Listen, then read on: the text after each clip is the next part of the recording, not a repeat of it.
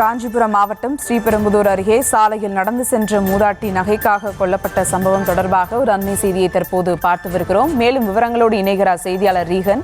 வணக்கம் ரீகன், விவரங்கள்.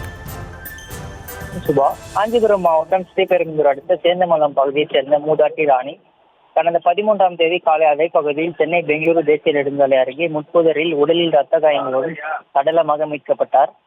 மூதாட்டி ராணி அணிந்திருந்த கம்மல், மூக்குத்தி, மோதிரம் ஆகியவை சடலத்தில் இல்லாததால் வழக்கு பதிவு செய்த சுங்கோசுத்திரம் காவல்துறையினர் இது கொலையாக இருக்கக்கூடும் என சந்தேகத்தில் விசாரணை துரிதப்படுத்தி மேற்கொண்டு வந்த நிலையில் நேற்று சுங்கோசுத்திரம் பகுதியில் உள்ள குறிப்பிட்ட நகைக்கடையில் சந்தேகத்திற்கிடமான நபர் ஒருவர் நகையை அடமானம் வைக்க வந்திருக்கிறார் என போலீசாருக்கு ரகசிய தகவல் கிடைத்தது. உடனே அங்கு விரைந்து சென்ற சுங்கோசுத்திரம் காவல்துறையினர் நகைக்கடைக்கு வந்த அந்த நபரை விசாரித்த போது முன்னுக்கு பின் முரணாக பதில் அளித்துள்ளார்.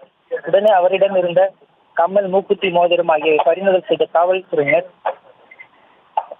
காவல் நிலையம் அழைத்து விசாரணை மேற்கொண்டதில் பாப்பாங்குடியைச் சேர்ந்த முருகன் எனவும் மூதாட்டி ராணியை கொலை செய்தது ஒப்புக்கொண்டார்.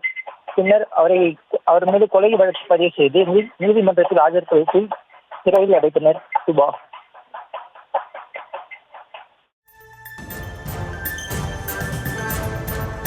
விவரங்களுக்கு நன்றி ரீகன்.